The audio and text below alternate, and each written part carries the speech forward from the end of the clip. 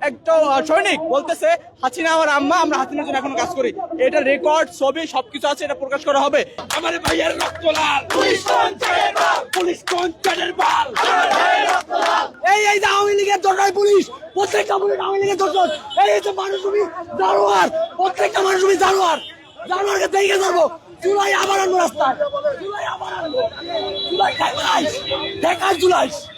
জুলাই ঠেকাইস। আরো একটা বড় ভুল করছেন আপনারা, জুলাইয়ের কথা ভুলে যায় না আপনারা।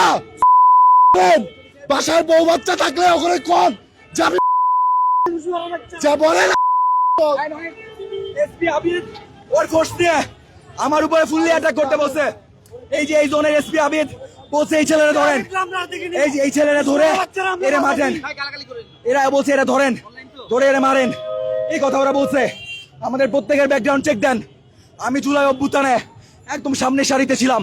আমার নিজের এখানে, আমার এখানে ছাত্রলীগ ঢাকা ভার্সিটিতে পিটাইছে, আজকে পুলিশ পিটাইলো। সরকার যদি এরিয়া না করে, হয় আমরা এদের বিচারের আওতায় আনবো, অথবা আমাদের মৃত্যু দেখবে সরকার, এটা বলে দিচ্ছি।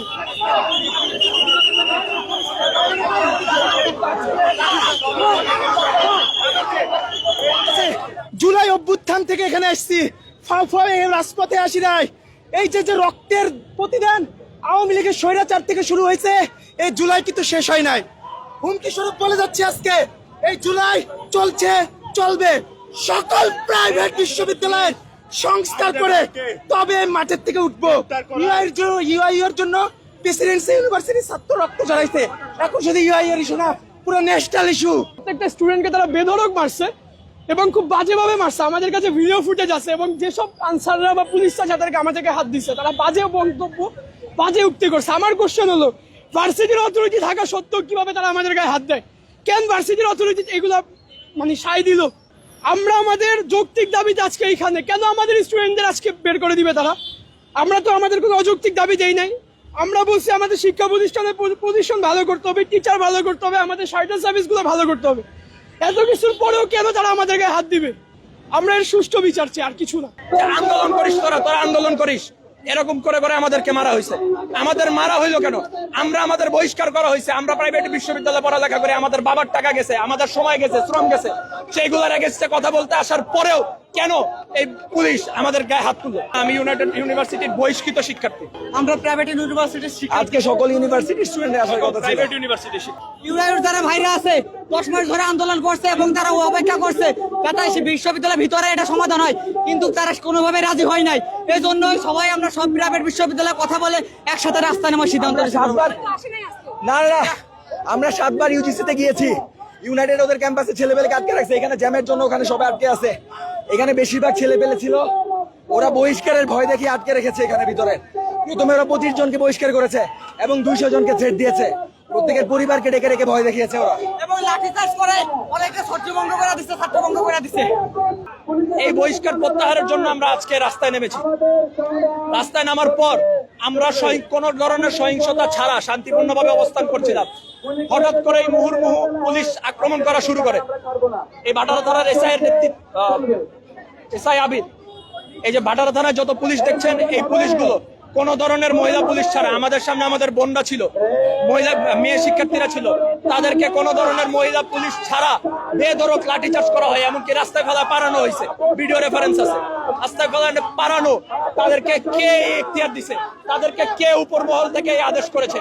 অন্যান্য পাবলিক বিশ্ববিদ্যালয়ের শিক্ষার্থীরা যখন দাবি নিয়ে যায়, তাদেরকে পানি দেওয়া হয়, তাদেরকে বাতাস দেওয়া হয়, আর আমাদের দেওয়া হয় লাঠি। আমরা প্রাইভেট ইউনিভার্সিটির শিক্ষার্থীদেরকে আমাদের কোনো স্টেক হোল্ডিং নাই? আমরা যে অন্যায়ভাবে বহিষ্কৃত হয়েছি ভার্সিটি থেকে, সেটার কথা আমরা কোথায় গিয়ে বলবো? 7 বার ইউজিসিতে গিয়েছি, ইউজিসি থেকে শিক্ষা মন্ত্রণালয়ে গিয়েছি, কোন জায়গায় গিয়ে কোনো ধরনের কাজ হয়নি। যদি আমরা মিথ্যা কথা বলি ইউজিসিতে যান, আমরা 7 বার গিয়েছি কিনা? তাদের কাছে বারবার যাওয়ার পরেও, ইনডোর আলোচনা করার পরেও যখন আমরা কোন ধরনের ফলপ্রসূ কোনো ফল পাইনি, তখনই আমরা রাস্তায় নামতে বাধ্য হয়েছি। আমি প্রেসিডেন্সি ইউনিভার্সিটির, আমরা আমাদের এদের আন্দোলনের সাথে একমত পোষণ করতে এসেছি।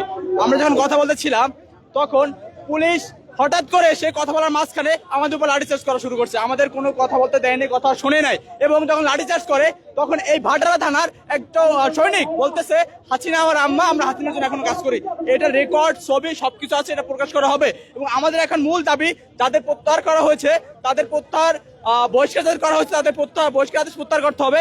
এবং যেসব পুলিশ লাঠিচার্জ করেছে এবং যেই পুলিশটা বলেছে হাসিনা ওর আম্মা, হাসিনাকে জন্ম দিচ্ছে, সেই পুলিশটাকে অবিলম্বে 24 ঘন্টার মধ্যে প্রত্যাহার করতে হবে। তারপর যদি প্রত্যাহার না করে আমরা এখানে গুলি খেয়ে লাগলে মরে যাবো, তবু রাস্তা অবরোধ করা ছাড়বো না।